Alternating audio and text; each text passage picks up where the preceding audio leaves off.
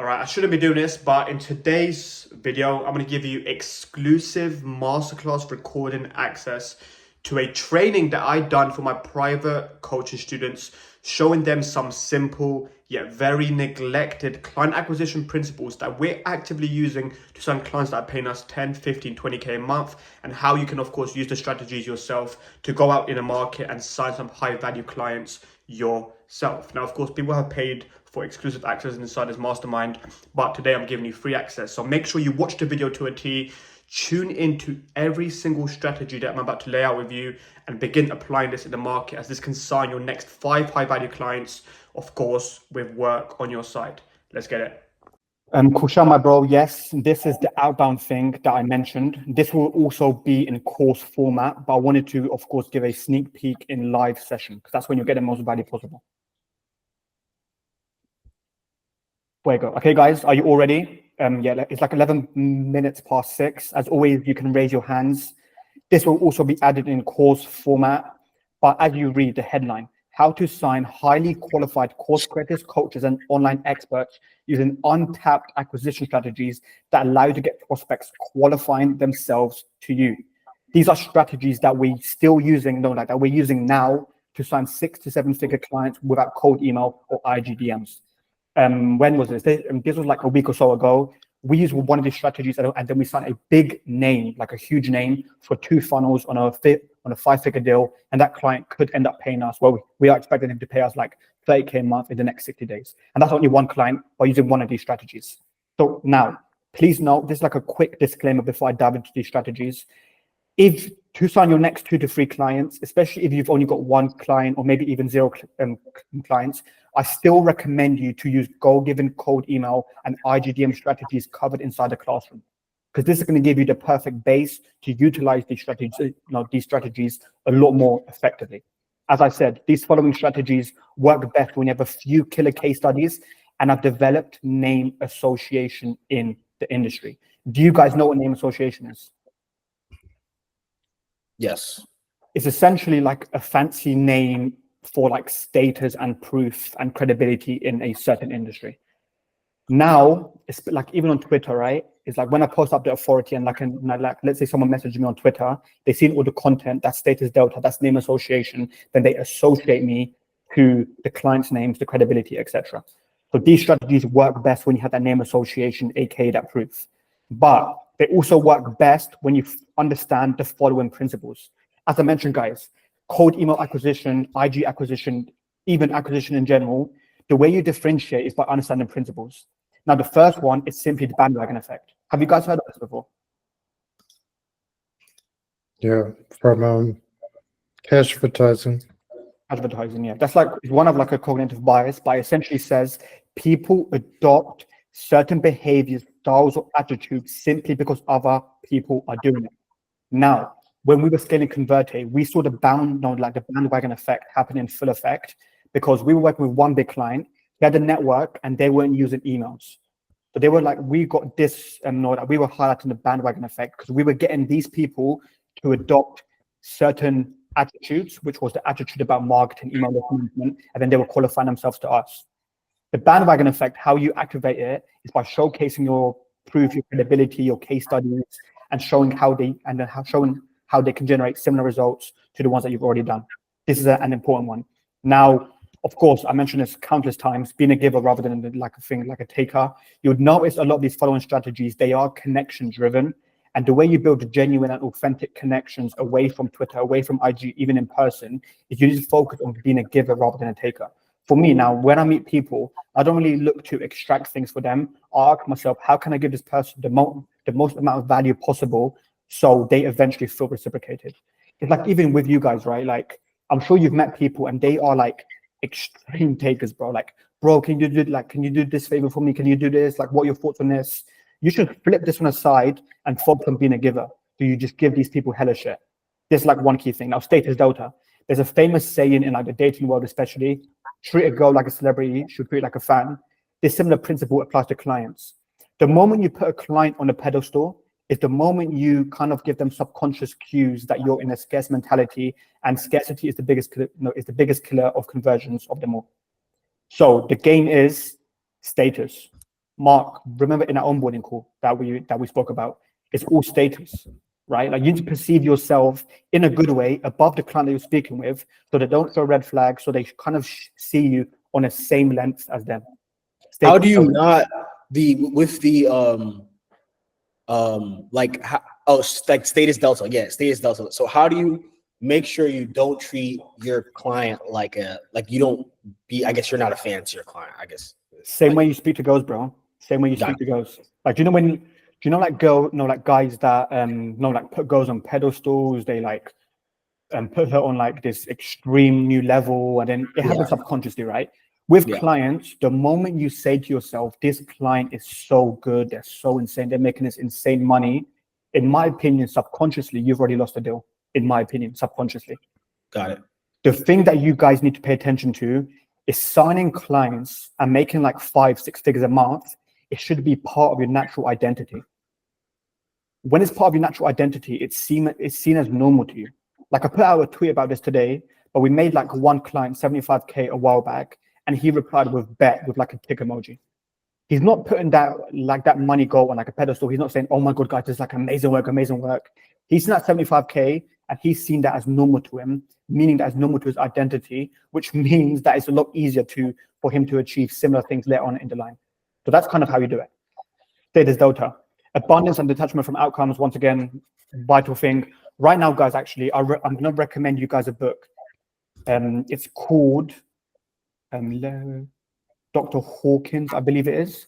This is like a mental philosopher. Doctor thing is called Letting Go by Dr. Hawkins. This is where like I think like a lot of people go wrong with business as well, is they kind of become emotionally attached to their past selves, to their past habits, and then it kind of creeps up on them. But that's like a really good book. I highly recommend you guys pick up a copy. It's called Letting Go by Dr. Hawkins. And that's how you kind of like harness the letting go principle. The service providers who said to themselves, I don't give a fuck if I want to sign this deal or not, they're the ones that are going to sign the deal. But the service providers who say, oh my God, I want to sign this client, oh my God, they're not going to sign a client. Detachment. Now, of course, the name association effect. When a trusted source puts in your name, the external party is pre-framed with trust and credibility. Let me read that again. When a trusted source puts in your name, the external party is pre-framed with trust and credibility. This is why like inbound leads are powerful, why referrals are so powerful. It's because you're essentially borrowing authority and proof from that person's name. Now, here are some strategies that you guys can implement ASAP to sign more clients. Ideally, of course, if you have got like 3 killer case studies. The first one, and this is one that we're doing right now, referral opportunities with complementary service providers. What I mean by this, we've connected with a guy who specializes in Twitter ghostwriting and LinkedIn and ghostwriting. He's the one that gave us this 5-figure client, right? He does front-end stuff. He doesn't know back-end stuff. When he has clients who needs back-end stuff, he's going to refer us them clients. And what we're going to do for him is just drop him like 10-15% month by month for like referring him the lead, for him referring us the lead. Now here, the pros, complementary service providers are not skilled in other departments, but the current clients may need assistance in other areas. So for example, if let's say your core offer is email list management, and then you find a service provider who specializes in media buying, right? That skill, they complement each other, but their media buying clients may need your assistance for email list management. That's when you can set up like a strategic partnership with them, saying, you refer us this client, for the implementation fee, we'll give you X, but on top of that, we'll also drop you a commission every single month just for the referral. Now, guys, honestly, like we're doing this right now, but we're looking to build like a network of like 3 killer info marketing agencies who all have complementary services, and we're all going to grow together. Because this is how you can add like 20 to 30K a month to your agency's bottom line just through referrals. Now, another pro of this is, of course, you're helping them eat and vice versa. So you are really giving them. It's not like when they refer you a client, you don't give them anything. You're essentially giving them free cash, So you are giving rather than taking. It allows you to get qualified prospects on the phone. Why? Name association. When this guy who does Twitter ghostwriting, he fed us this client, he's already getting insane results for that client with Twitter ghostwriting. So when he puts in the name for us, that client subconsciously sees us as a good service provider, which makes the close easy. I pitched him like a random price. I said something crazy, like 5 figures plus, like 10% profit share on both funnels. And he was like, bet, what's the link? And then I sent the payment, he paid it.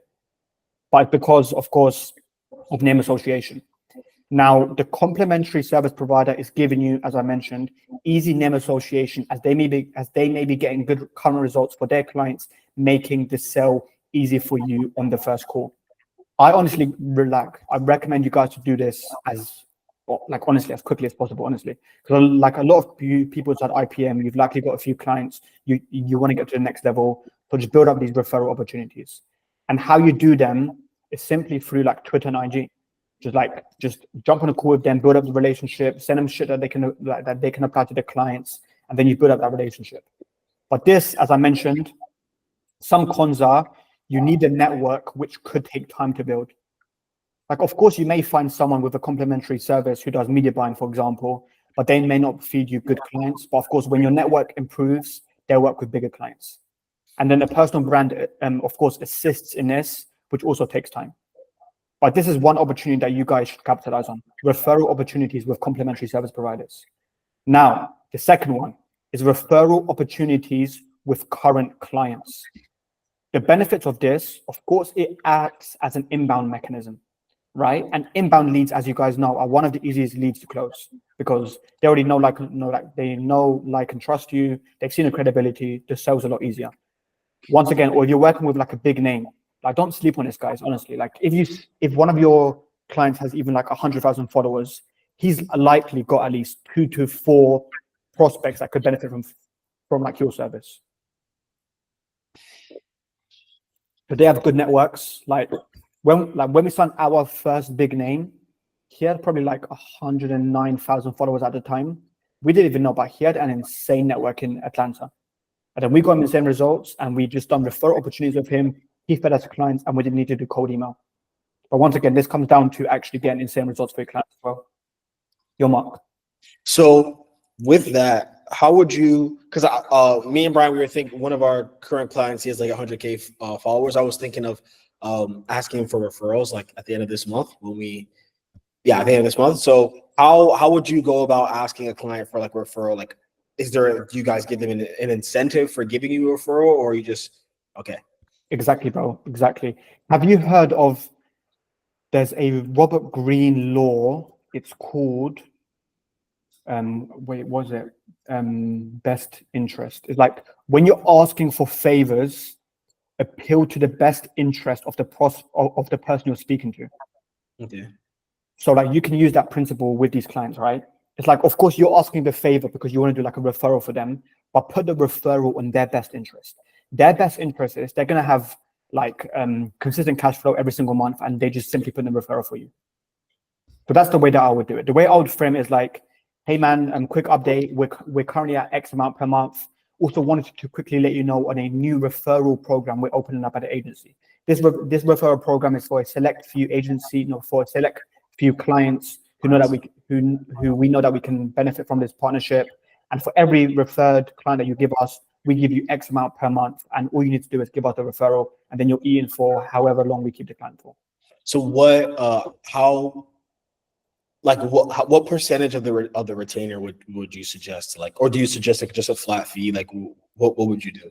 There's various methods that you can do, right? Like if you do implementation, you can give like a cut of the implementation. If you do retainer, you can do like 10 to 30% of that retainer, etc. But with our clients, what we noticed, the first few months we were giving them a check, but after the third month, they forgot about it because it's like another thing to focus on. Yeah, okay. So, got it. it's like a client, because like this referral is probably like 1-2K a month. But if they're making like, I don't know, X amount, it's like, this is like another focus for them. It could be like a diversion away, But yeah, in order to do this effectively, you need to make your referral opportunity benefit the client directly.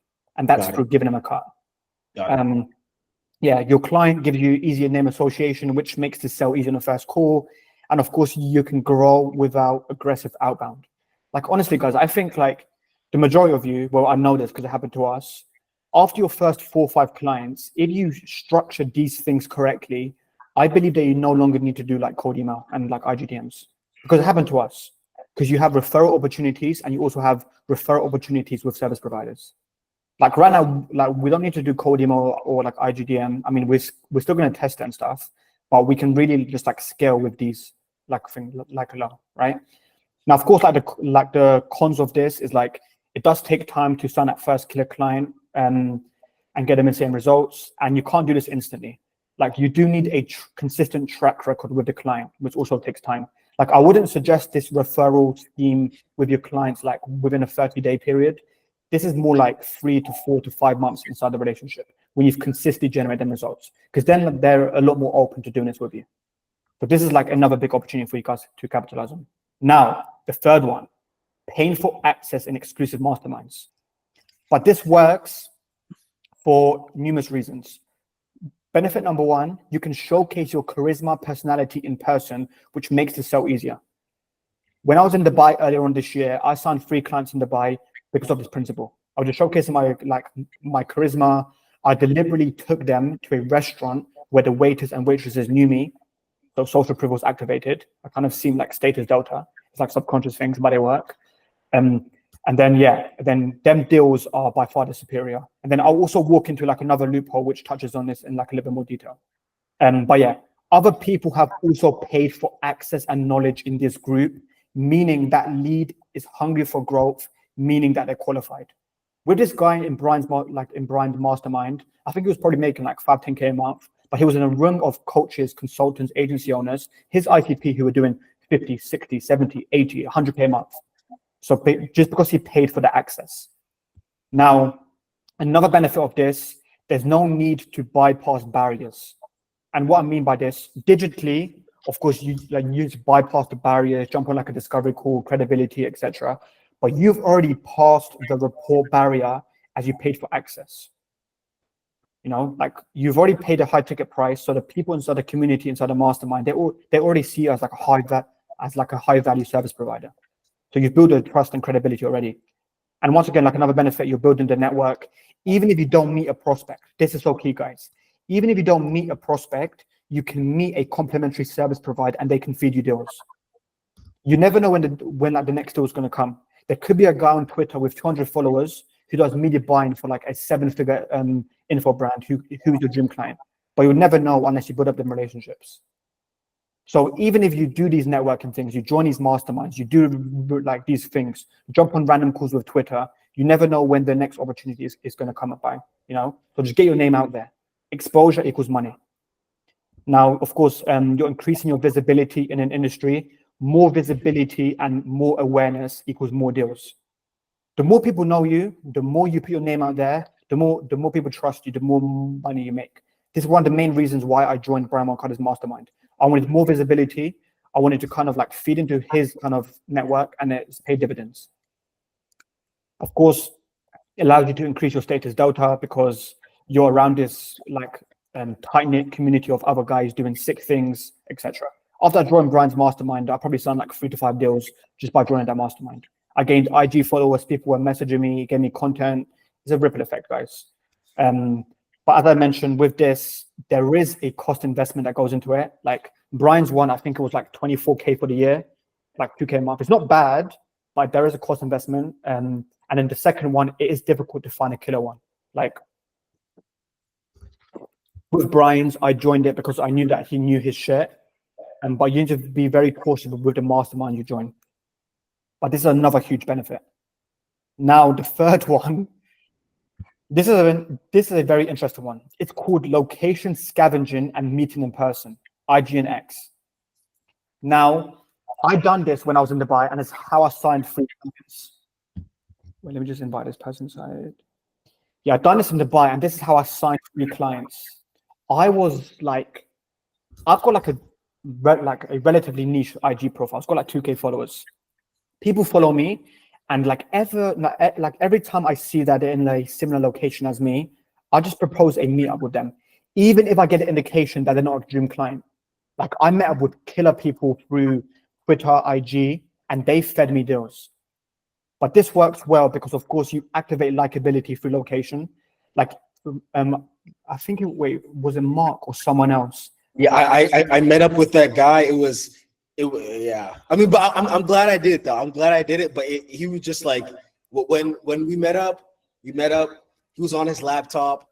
Like, he'd even like look at us for like the first 5 minutes. When I went to shake his hand, he was like, "Yo, hold on for a second." I was like, "Okay, now I'm getting disrespected." So like, yeah, like I did it. I didn't sign him, but it is a competitive advantage for sure. But like, I just didn't like how he like did the meeting and everything like that. I just felt like disrespected. He was trying to do like status play on you, bro. But yeah, as I mentioned, like you activate likability through location. Once again, like you can showcase your charisma in person. When I signed these guys in Dubai, I was showcasing this. You can disguise the event into a network opportunity. You're increasing visibility in the market. Once again, you're building you're building the network. There's so many benefits. Now, the cons of this, of course, with location scavenging and meeting in person, it does work best with like a good IG profile or even personal brand. And then there may not be good ops in the location that you're currently in. Like if you're in like a random location, like, I don't know, Granada or like a random location, there's likely not people there that are of like that high value caliber.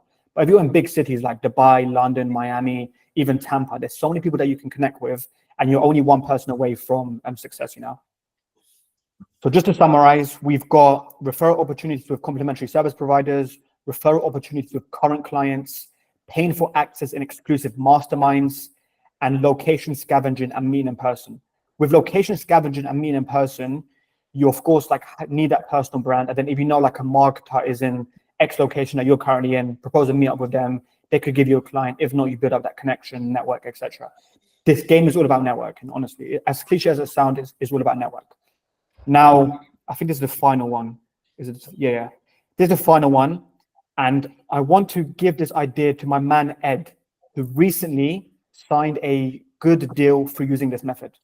Actually, Ed, do you want to kind of explain this in a nutshell for these guys? Because I know that you signed like, what's it like, not like the deal size, like a 5K deal with this? Yeah, 5K retainer. Yeah, Upwork has a lot of opportunity. There's a lot of like crap clients there, but you never know like who's on there. So if you can like book calls with people, it's so easy to book because they're already in the market. And if you do like a loom and send like I send like a loom plus like a testimonial, showing some of my work and stuff, and like my core booking rate on there is at like over 50% easily. So like, and they're like, some guys like they may just have like a job that they're posting on there, but they have other needs that you can like fill. So yeah, it's a really good spot. Yeah, like it is a loophole. Like I remember even when I was doing freelancing, I saw like even agencies on like Upwork. So you can find them golden nuggets. But as I mentioned here, Upwork and even Fiverr, like I wouldn't recommend you go on Fiverr. Upwork is a lot more premium, but Upwork has a bad rep, but you can find gem clients on there. And Ed is a living testament to this. Like Ed just signed a big deal with like a 5K month deal that could potentially make him 10K month in the future through Upwork. Because as Ed even mentioned, the client is already in the market for a service, making this so easy. If someone puts a job post up saying that they need a media buyer for the info brand, they're already in the market for that. They're already sold. They just need credibility and like a sick outreach method to kind of get them over edge. No? Yeah, Mark. How do you put a job post up? I mean, as if you're the service provider, or do you look for? I don't know how does Upwork work. Do people post job posts and you can comment, I guess, that you're interested, or how does Upwork work? Yeah, Ed, how did you sign this new client? Yeah, once I have put up a job post just to see like what are the people people sending, like what kind of proposals they're sending, and like the 99% of the proposals are just bots, just like copy pasting stuff that they don't even work on most of the time. So like if you make your message like really personalized and give that loom and testimonial, you can really stand out. And then I just like you can just set up your profile so it has all the jobs that are related to like what our industry, things like copywriting, funnel building, using all the different platforms like Kajabi, GHL, ClickFunnels, then you'll just get like the AI will just give you like all the relevant jobs. And then you can kind of tell if somebody's like a good client or not. Like if they're offering like $10 an hour or something, like probably not. But especially if you see ones that are like, they don't really know they know they need something, but they don't know what it costs or anything, and they do like a project proposal, you can like get in there and upsell them on the call. And even a lot of clients that you get on Upwork, like they may pay you like just a little bit, like $500 to do something simple, but then you become their guy that knows that stuff. And then from there, you've built the trust, and they'll like, I've had clients that like one of the first clients I had on Upwork years ago, I think he paid me like $20 an hour to draw some pictures. He ended up paying me like, I think like 30K over a year. So like the amount you can make is pretty big if you find those clients. So they come to you, like you're not coming to them on Upwork.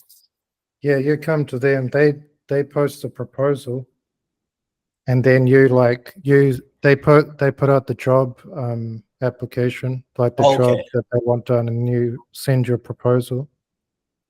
Got it. And you do that, you send the proposal through Upwork, and then you send a Loom as well?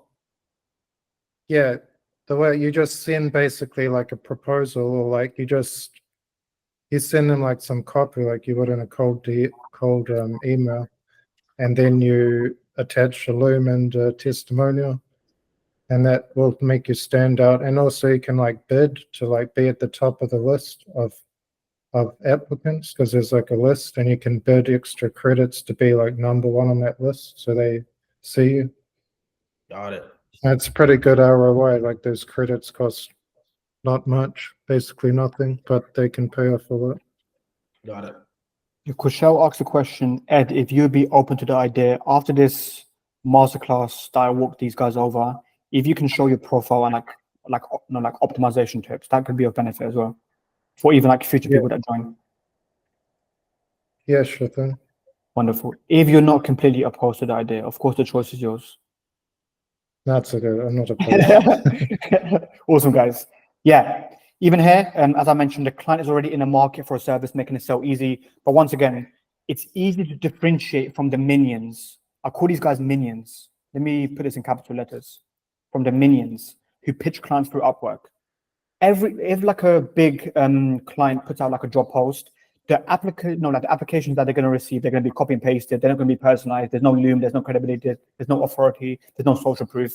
Meaning that you can easily differentiate, like Ed did to sign this client, and you're already in like a blue ocean-esque messaging, you know?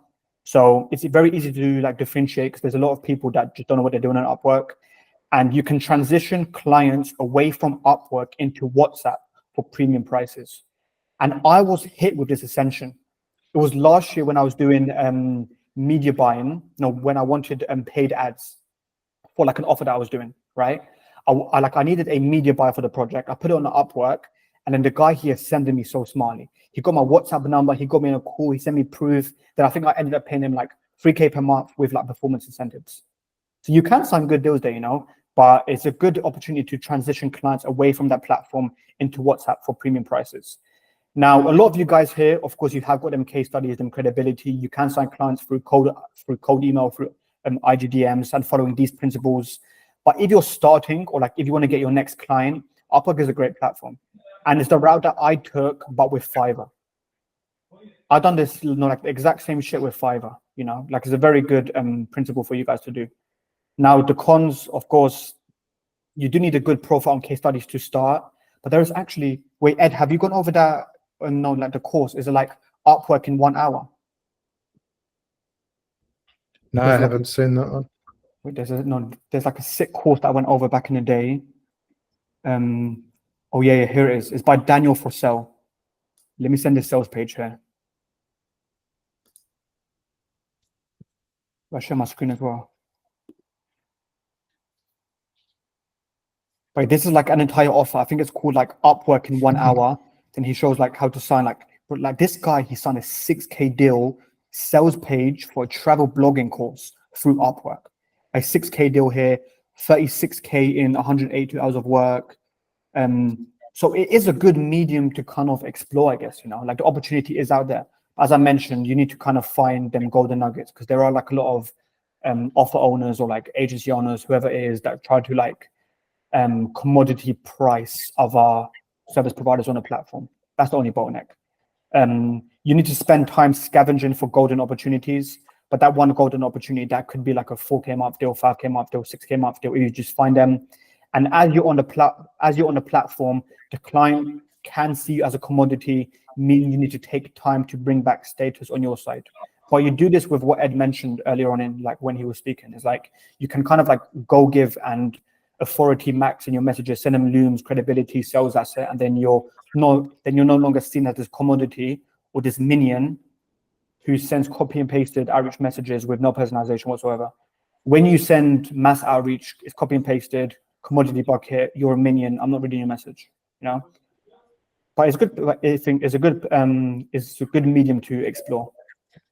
Now, the second one, this is not directly to sign it into clients, but as I mentioned, you're one person away from your dream client. If you meet someone who's a sales specialist, they may be doing sales systems for big info brands. Those big info brands could be your deals. So networking in high value locations, this has been actually like a really good ROI for us. It's like, even like you may meet the strangest people. Like I've met people who have like hedge funds, who have haram OFM agencies, and just like random people, right? But that person may know someone that may be your dream client. Then you're building the network, and then you'll never know who you meet. They may not be in marketing, which is totally cool, but they may be a high value person, which could give you deals later on in the future. It's all about building them stepping stones in your network, right? As I mentioned here, the people you may meet may know other people in need of X. If you meet a sales guy, that one of his clients may need email list management. If you meet, I don't know, like an agency owner who does Facebook ads for info brands, they may feed you a client, etc. It's just a networking, right? You're accessing high value places, meaning you meet high value people. And it's also the content flywheel effect. And what I mean by this, when you put yourself in these like high value locations, put it on the IG, it's going to make these ones perform even merrier because people see you of high value. Like when I post pictures of me, I don't know, like Dubai cigar lounges, like hotels, lounges, whatever it may be, like I put on IG, status delta high value, and then I'm more likely to do shit like refer opportunities with current clients, is complementary service providers. I put that shit on Twitter. That's like opt-ins to my newsletter just by showcasing status. So it is like a content flywheel effect. And the cons, you're not guaranteed to, of course, find your ICP. Like you're not, but you can meet some pretty cool, interesting people, and then interesting people can feed you clients. And once again, this works best in the big cities. But the big cities, I mean, those Londons, those Miamis, those Dubais, like places like that, you meet like some really cool people. Like even in London, there's a place is in Green Park. It's like a coffee shop. I met one client who we signed, who was like an e-commerce guy. You guys may know him. Do you guys know him? Yeah, he's in. I follow him on Twitter. Yeah. So like he's got like an e-commerce biz op program, teaches people like branding. But we met him in like London in this like pretty high class coffee shop. I met another guy who's like he referred me 3 clients, all by putting myself in these high value locations. So something to take into account. And of course, when you're in these high value locations, it's all about breaking the ice with the first message. And by the first message, that's like the first thing that you say to the person. Just start off small, like, hey, bro, I know that you're on your laptop. What do you do? Or like, ask for the Wi-Fi. Just like simple shit. Build a conversation. Get an IG. Get a Twitter. Then that person is now part of your network, and you never know. They may feed you a client. They may know someone, etc. Content flywheel effect as well. Now, other noteworthy mentions. Brick sending. You can do like brick sending. Send these clients gifts, but of course you need to know their address and shit. But you can find like it on like terms and conditions or like wherever you find it, right? But send them bricks, gifts, starting a newsletter. This is more like long-term thinking. But with my newsletter, for example, I've signed like countless done with you, done for you opportunities just from the newsletter. Book cool funnels for your service. What you guys are doing for your clients, you can do for yourself. Like on the front end is what thing Leo Moore and Matthew Larson, I believe his name is, do at 1,000x leads. They teach one method is like you collect leads on the front end for a simple opt-in, give these give you ICP and irresistible free training on how they can achieve X outcome. Now you've got the details. Then on the next page is your VSL selling your done for you system. So like you guys can do book call funnels, even high value content offer funnels for your service. I done this for email list management and got like some like few clients through paid ads. I believe I sent this through like an example last time, but I offered like what you guys opted into the newsletter, like them turbo boost email templates. When someone redeemed that, I had a VSL offering them like a complimentary audit. They booked the call, I signed up for ELM. This does require a budget, like probably like $50 to $100 a day. But if you've got some capital, it's something to worth explore because you're building your newsletter as well. Another noteworthy mention is borrowing authority in your messaging. Now, I mentioned this to Mark on a one-to-one hour call that we had, I think it was yesterday, but you can be smart in your outreach and like borrow authority from your client's name. For example, one of Mark's clients, he's got privately mentored by Grant Cardone. Grant Cardone is the heaviest info schema of them all. I told Mark to name drop Grant Cardone's name in the outbound that he's sending to increase authority in his name, but he's borrowing authority. Because then he's going to frame it in a way that goes like, one of our clients was an ex-mentee and he worked closely with Grant Cardone. You know, you can borrow authority. And this links back to the name association. But when you name drop names, the person subconsciously associates you to that name, which boosts up your credibility. So you can borrow authority like in a few ways. Yes, Sergio.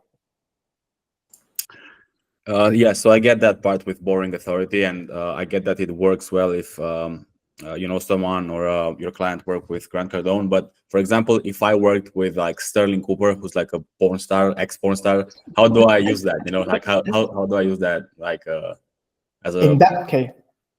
You guys, you borrow authority, of course, in like in Mark's situation. But if this is like, for example, in your situations, like Sergio, right? I wouldn't mention it for dating offers. Well, I'm sorry to like interrupt, but like that specifically, like that, I think if you were to reach out to dating coaches and drop that name, it would be completely fine.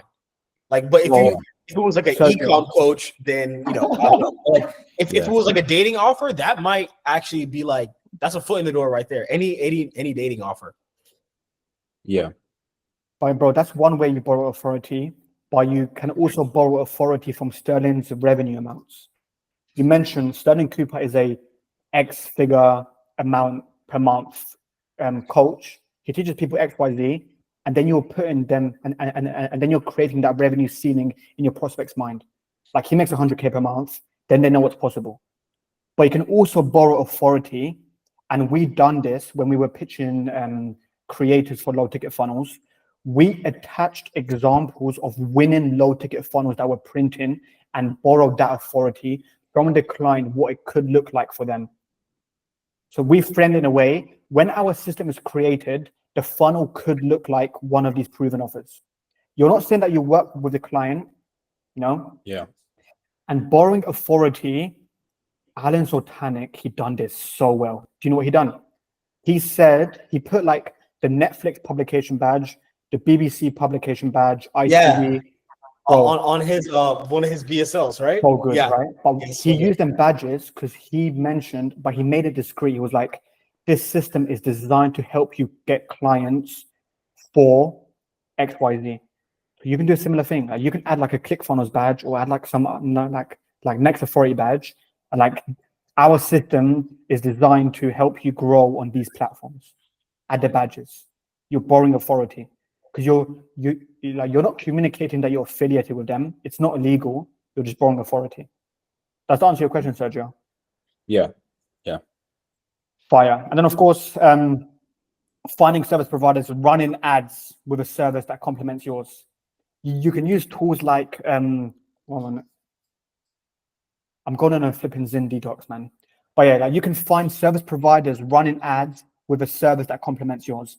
This is different from this one, as these guys are likely getting clients through cold email, IGDMs, inbound, etc. But these ones are actively running ads, meaning that they are likely profitable with the done-for-you system. So you can use tools like AdSpy and find, I don't know, like a guy who pitches like media buying for info brands, create a relationship with him, and he may potentially need your services for his clients later on in the future. That's like another loophole. But yeah, guys, do these all make sense? Just to quickly run this down for people that rewatch this call. The first untapped acquisition strategy is creating referral opportunities with complementary service providers. The second one is referral opportunities with current clients. The third one is paying for close access and exclusive masterminds. The fourth one is location scavenging and meeting person who you follow on IG and Twitter. The fifth one, I believe, if my maths is correct, sniping through Upwork. And the final one is networking in high value locations. Now, for the other noteworthy mentions, of course, I think Kushal added the URL for that. It's called funky.delivery. I'm going to add this here as well. That's fire. And then you can, of course, send like bricks, messages, and letters to these clients as well. That really like allows you to differentiate as well. But guys, I'll add this inside the community as well. As I said, this will be inside, with course format, like showing you even the done for you scripts on how to message these people for the complementary service providers as well as current clients, how to upsell them on this referral opportunity X, Y, Z. But yes, hoping you guys found some insane value in this.